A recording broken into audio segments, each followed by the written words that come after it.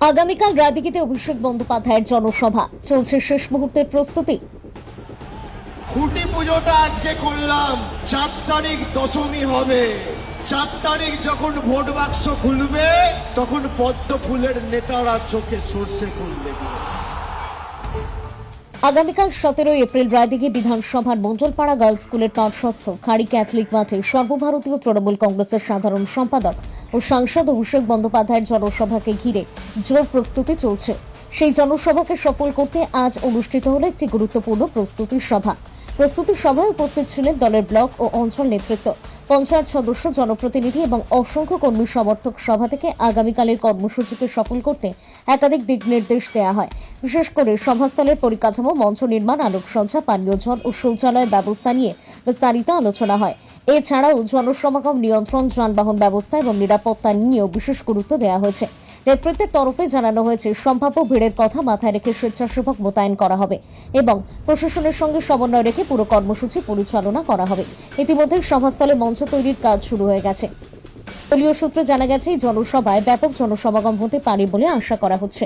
অভিষেক বন্দ্যোপাধ্যায় তার বক্তব্যে উন্নয়নমূলক কাজ, স্থানীয় সমস্যা এবং বিভিন্ন রাজনৈতিক ইস্যু তুলে ধরতে পারেন বলে মনে করা হচ্ছে। এদিকে স্থানীয় বাসিন্দাদের মধ্যেও সভাকে ঘিরে উৎসাহ দেখা যাচ্ছে। অনেকেই আগ্রহ ভরে অপেক্ষা করছেন আগামীকালের এই জনসভার জন্য। প্রশাসনের পক্ষ থেকেও নিরাপত্তা ব্যবস্থা জোরদার করা হয়েছে যাতে সভা শান্তিপূর্ণভাবে সম্পন্ন হয়।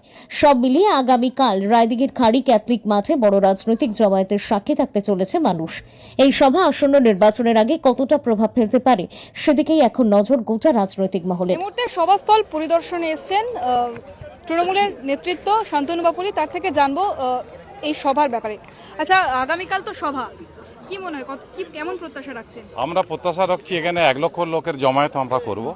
প্রথমত অভিষেক বন্দ্যোপাধ্যায় আসবেন, তিনি এখানে যে ভাষণটা দেবেন সেটা হচ্ছে পশ্চিমবঙ্গ সরকার যে কাজ করেছে সেটাই তিনি বলবেন এবং ভবিষ্যতে 5 বছরে সরকার কি করতে চলেছে সেই কথাটা তিনি বলবেন।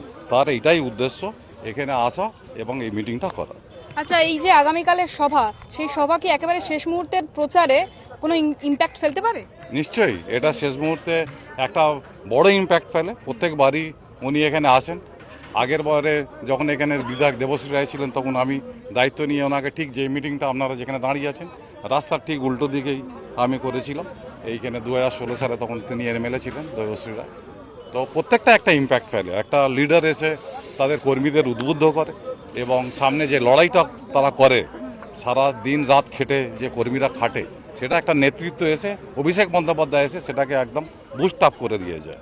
আচ্ছা, এই রায়দিঘি বিধানসভা এলাকা, এটা তো তৃণমূলের একেবারে শক্ত ঘাঁটি।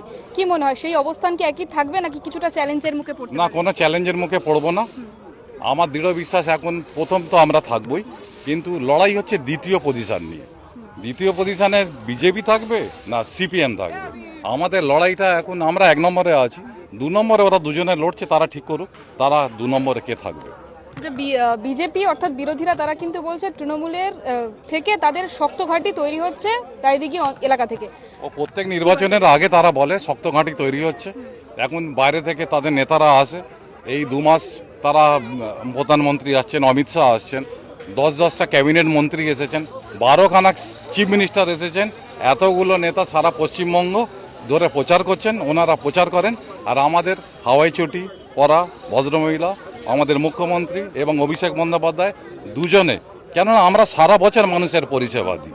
অন্য পার্টির সঙ্গে তৃণমূলের পার্থক্য এইখানেই। এখানে আমপান ঝড় হোক তৃণমূল কর্মী থাকবে, এখানে কোনো দুর্যোগ হোক তৃণমূল কর্মী থাকবে।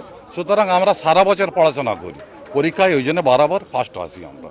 দেখুন, আপনারা দেখছেন যে বিরোধীরা যারা আছে প্রতিনিয়ত তৃণমূল কংগ্রেসের নামে নানান রকম খারাপ মন্তব্য করছে বা উল্টোপাল্টা প্রচার করছে, বা আমরা যারা বাঙালি তাদের বাংলাদেশি বলে যে আখ্যা দেওয়া হচ্ছে।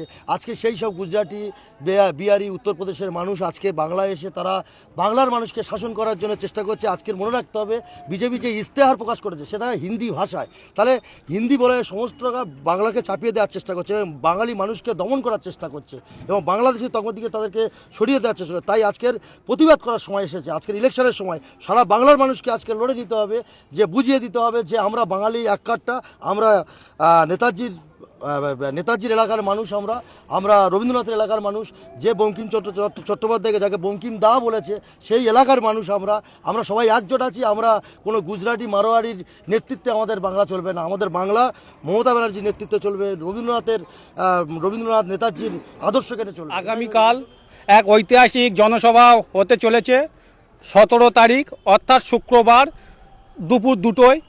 তৃণমূল কংগ্রেসের সর্বসাধারণ এবং যুব আইকন তথা সংসদ মাননীয় শ্রী অভিষেক বন্দ্যোপাধ্যায় আসছে রায়দিক বিধানসভা তৃণমূল কংগ্রেসের প্রার্থী তাপস মণ্ডলের নেতৃত্বে এবং তাঁর প্রচারের জন্য। তাই আমরা সকলে কাঁধে কাঁধ মিলিয়ে এক ঐতিহাসিক জনসভা আয়োজন করা হচ্ছে এবং সেখানে 50,000-এর ঊর্ধ্বে কর্মী এখানে মোতায়েন হবে এবং সেইভাবে আমাদের প্রস্তুতি চলছে জোর কদমে। আচ্ছা, এই যে কাল সভা হতে চলেছে, এটা কি কোনো নির্দিষ্ট ব্লক বা এলাকাকে টার্গেট করা হচ্ছে? এটা সাধারণত রায়দিঘি বিধানসভা অন্তর্গত মোত্রাপুর 1 নম্বর ও 2 নম্বর ব্লকের নেতৃত্বে এবং আশেপাশে থেকে অন্যান্য বিধানসভা থেকেও লোক আসবে, নেতৃত্বটা আসবে আমাদের এখানে। এটা হলো রায়দিঘি বিধানসভা অন্তর্গত মণ্ডলপাড়া। সাদ্দাম হোসেন লস্কর, IWM সোশ্যাল মিডিয়ার ভাইস প্রেসিডেন্ট রাজ্যের।